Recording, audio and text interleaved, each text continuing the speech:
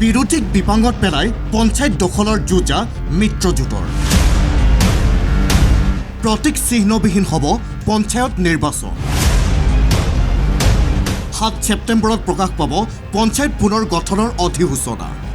মিত্ৰজোঁটৰ প্ৰতিটো দলৰ বুথ কমিটিৰ তালিকা লাগে মুখ্যমন্ত্ৰীক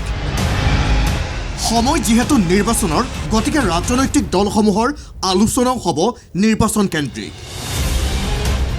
তিনিচুকীয়াৰ কনভেনশ্যন চেণ্টাৰত মুখ্যমন্ত্ৰীৰ উপস্থিতিত হোৱা মিত্ৰজোঁটৰ বৈঠকৰ আলোচনাও সম্পূৰ্ণ নিৰ্বাচন কেন্দ্ৰিক হৈছে লোকসভা আৰু পঞ্চায়ত নিৰ্বাচন সন্দৰ্ভত পুংখানুপুংখ আলোচনা মুখ্যমন্ত্ৰী ডক্টৰ হিমন্ত বিশ্ব শৰ্মাই মিত্ৰজোঁটৰ সকলো বিধায়কৰ উপস্থিতিত স্পষ্ট ইংগিত দিছে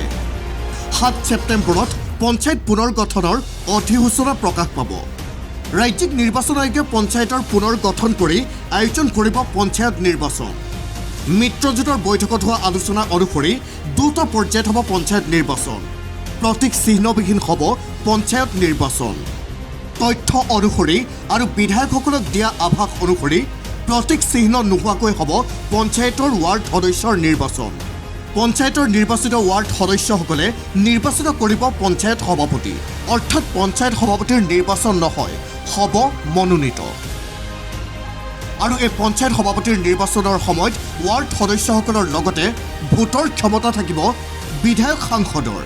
এই পৰ্যায় সমাপ্ত হোৱাৰ 3 মাহৰ পিছত হ'ব জিলা পৰিষদৰ নিৰ্বাচন জিলা পৰিষদৰ নিৰ্বাচন হ'ব দলীয় প্ৰতীক চিহ্নৰ ওপৰত আনহাতে আঞ্চলিক পঞ্চায়তৰ সভাপতি কেনেদৰে নিৰ্বাচিত কৰা হ'ব সেই সন্দৰ্ভত সিদ্ধান্ত ল'বৰ বাবে এখন 3জনীয়া কমিটি গঠন কৰা হৈছে অতুল বৰা প্ৰমোদ বড়ো আৰু ভৱেশ কলিতাক লৈ কমিটি গঠন এই কমিটিয়ে সিদ্ধান্ত লৈ মুখ্যমন্ত্ৰীক দাখিল কৰিব প্ৰতিবেদন আৰু সেই অনুসৰি আঞ্চলিক পঞ্চায়তৰ সভাপতিৰ নিৰ্বাচন হ'ব ইফালে লোকসভা নিৰ্বাচনৰ বাবেও প্ৰতিগৰাকী বিধায়ক আৰু সাংসদক কঠোৰ নিৰ্দেশনা দিছে মুখ্যমন্ত্ৰীয়ে প্ৰতিগৰাকী বিধায়ক সাংসদে নিজৰ অধীনত থকা বুথ কমিটিৰ তালিকা মুখ্যমন্ত্ৰীক দাখিল কৰিব লাগিব মুখ্যমন্ত্ৰীয়ে মিত্ৰজোঁটৰ বুথ কমিটিৰ সৈতে পোনপটীয়াকৈ সংযোগ কৰিব আৰু মুখ্যমন্ত্ৰীৰ নিৰ্দেশত লোকসভা নিৰ্বাচনলৈকে চলিব বুথ কমিটিসমূহ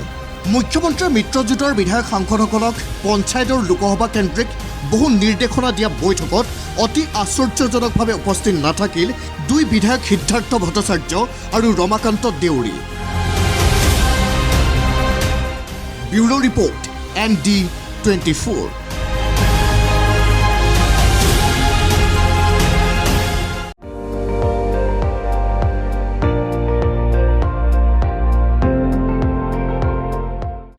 আপুনি চাই আছে ND24